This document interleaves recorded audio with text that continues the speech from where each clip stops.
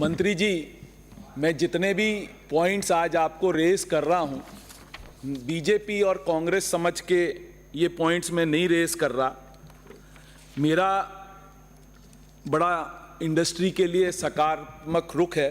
मैं आपसे सिर्फ इतना सा कहने चाह रहा हूं कि let us not make RIICO a land selling agency. आप मुझे एक चीज बता दें, पूरे जयपुर जिले में, और मैं ये चैलेंज के साथ कहता हूं कि कोई भी आदमी राजस्थान का एक टाइनी और स्मॉल स्केल इंडस्ट्री जयपुर जिले में नहीं लगा सकता because of the land prices. हमारी सिस्टम क्या है कि हम लैंड ऑक्शन करते हैं। हम अंडरस्टैंड करते हैं कि आपने लैंड परचेज करी है, रीको की कॉस्टिंग है, रीको को लैंड बेचनी पड़ती है, बट कुछ सिस्टम अपने को अपनाना पड़ेगा कि कुछ लैंड जो रीको के आपके इंडस्ट्रियल एरियाज बनते हैं, कुछ लैंड उसमें से हम ऑक्शन करें, कुछ गरीब तबके के, पिछड़े जाति के, एससी के जो उद्योग लगाना चाहते हैं, कुछ को अपन अलॉट भी कर सकते हैं। ये पिछली बार हमने इंडस्ट्रियल नीति में डाला भी था। और ये जब तक आप नहीं करोगे, मैं कहता हूं इसमें आप राइडर लगा दीजिए कि जब तक आप इसको 10 साल नहीं चलाओगे आप इसको बेच नहीं पाओगे। यदि सिक इंडस्ट्री है तो आप as RIICO you can take back the land, आप लैंड वापस ले लीजिए अपने पास, जिससे कि कोई भी लैंड माफिया आके उस लैंड को नहीं ले जो अभी तक होता आया है, इतने सालों से होता आया है। ये अपने को कुछ करना पड़ेगा, और नहीं आप करोगे तो मैं ये चैलेंज के कहता हूं थोड़े दिन बाद आप कोई एमएसएमई भी जयपुर जिले में नहीं लगा पाओगे, इतनी लैंड प्राइसेस यहां पर है।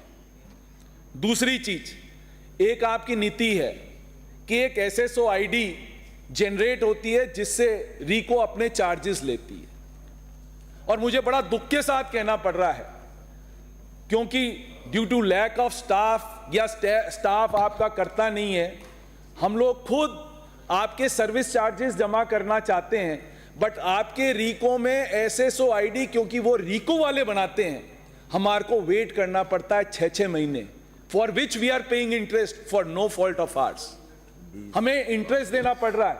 आपके एसएसओ आईडी जनरेट नहीं करते आपके बाबू, वहां पर बाबुओं की इतनी चलती है कि एसएसओ आईडी जनरेट नहीं होती, उससे हम आपको पैसा नहीं दे पा रहे। आपने एक और चीज यहां कर दी, क्या अपन एक्चुअली चाहते हैं कि इंडस्ट्री नहीं आए क्या राजस्थान? आपने अभी क्या कहा, अंडरग्राउंड वाटर भी आप यदि उसमें डालोगे तो आपको जाके अंडरग्राउंड वाटर वालों से लेके एनओसी लेनी पड़ेगी, तब आप करोगे। तो जब आप रीको का एरिया डेवलप करते हो, आज आपने बगरू डेवलप कर रखा है, पानी आता है क्या जरा आप पता कर लो। गंदगी के लिए वहां पर कोई सिस्टम है क्या, पता कर लो। उसके लिए हम आपको सब सर्विस चार्जेस दे रहे हैं, ना गंदगी का उठाने वाला, ना पानी देने वाला, और फिर आपने एक राइडर और लगा दिया। अब फायर की एनओसी और लेने के लिए आपने हमें सब इंडस्ट्रीज को बाध्य कर दिया है कि फायर की एनओसी लो, और एक फायर की एनओसी लेने में आज के दिन आपको कम से कम 6 से 7 लाख रुपए चाहिए आपको एक फायर एनओसी लेने के लिए।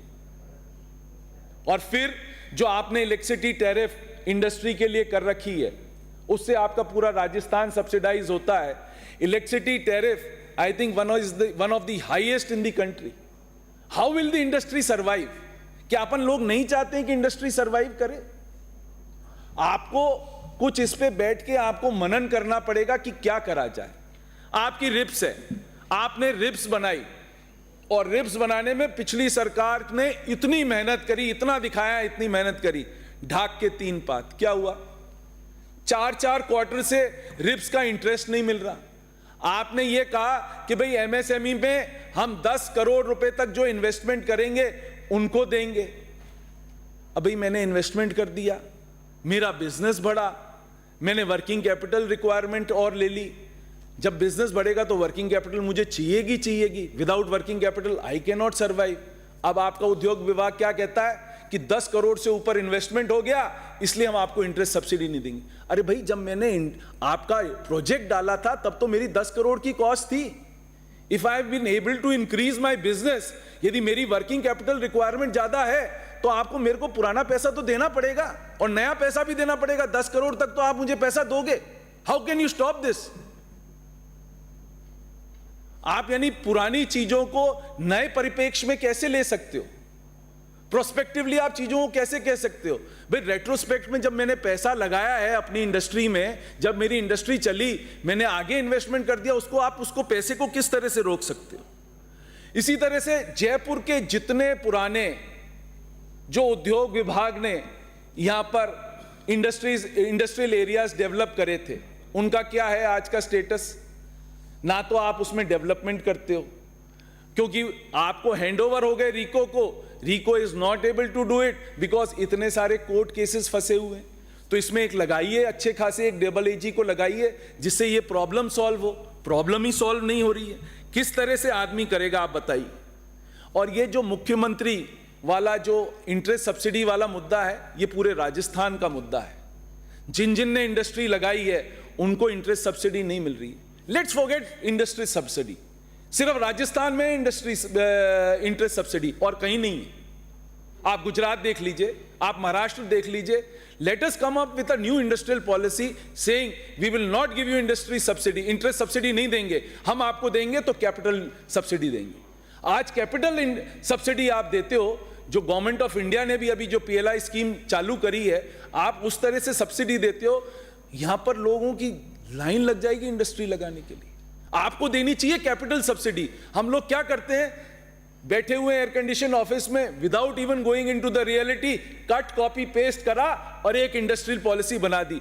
आपने कोई फीडबैक लिया क्या इंडस्ट्रियलिस्ट से? आज तक आपने लिया? बजट में लिया किसी इंडस्ट्रियलिस्ट से कोई फीडबैक कि क्या प्रॉब्लम है? कुछ नहीं होता है। सक्सेसिव गवर्नमेंट से किसी ने कुछ नहीं करा। आई कैन चैलेंज कि किसी ने कुछ करा हो तो कोई।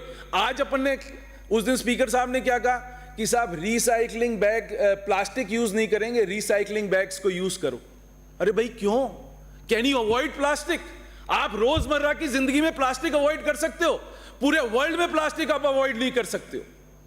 आपको क्या करना पड़ेगा? आपको रिसाइकिल ऑफ प्लास्टिक इंडस्ट्री करनी पड़ेगी। जब तक आप रिसाइकिल नहीं करोगे प्लास्टिक को, आप प्लास्टिक को अवॉइड ही नहीं कर सकते हो।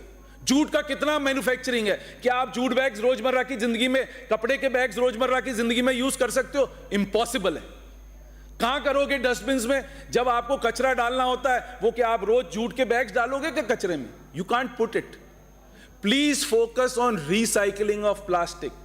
मंत्री महोदय, ये जो सजेशंस हैं ये मैं इसलिए दे रहा हूं आपको क्योंकि ये ऐसे सजेशन हैं जो पूरे वेस्ट में भी हैं। आज वेस्ट क्या कर रहा है? आज हमारे को गवर्नमेंट ऑफ इंडिया की पॉलिसी है जो प्लास्टिक मैन्युफैक्चरिंग, सर 5 मिनट और लूंगा प्लीज। जो रिसाइकलिंग ऑफ प्लास्टिक है, वो इंदिरा वाला टाइम मुझे दे दे।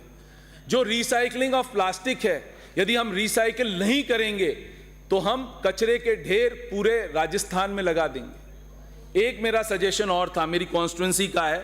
लास्ट टाइम मुझे रीको इंडस्ट्रियल एरिया राजाखेड़ा के लिए मिला था, मैं आपके एमडी से मिल लिया, 3-4 बार इनसे मीटिंग कर ली।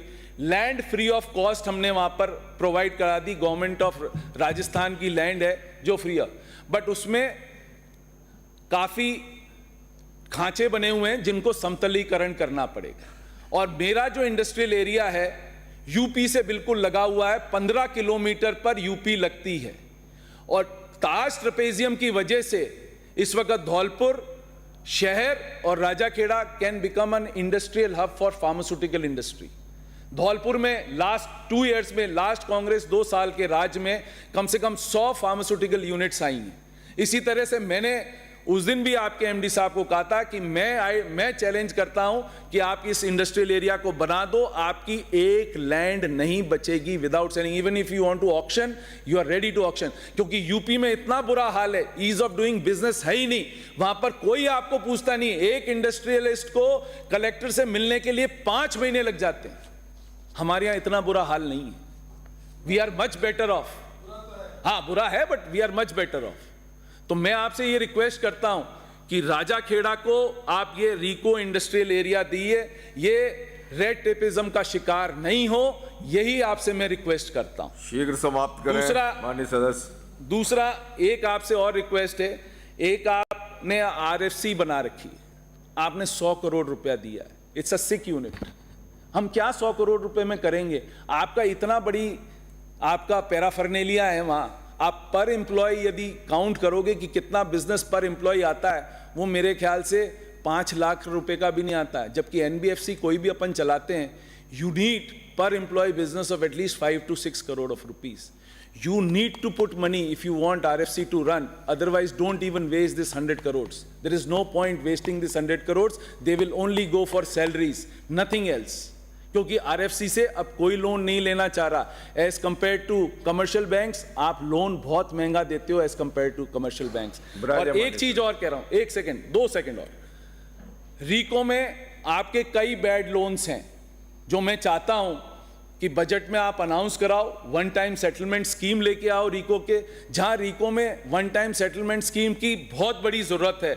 जब तक आप वन टाइम सेटलमेंट स्कीम नहीं लेके आओगे, क्या करोगे? और एक चीज और, जिससे कि राजस्थान के लोग मर रहे हैं, इंडस्ट्री मिनिस्टर साहब, ये आपको करना चाहिए। हिंदुस्तान जिंक ने कोई सिस्टम नहीं है, जहां मर्जी आती है वहां गार्बेज डाल देते हैं, लेड का कंटेंट लोगों में हो रहा है, अंडरग्राउंड माइनिंग हो रही है, आपके खुद के सदस्य बोल रहे हैं कि इस पे कुछ एक्शन होना चाहिए, बट आज तक कोई एक्शन नहीं हुआ है। मैं आपसे विनती करता हूं, आदमियों को आपको जीवित रखना है तो हिंदुस्तान जिंक के ऊपर आप एक्शन लें, जिससे कि आप और हम मिलके एक राजस्थान को सुंदर राजस्थान बना सकें। श्रीमती दीप्ति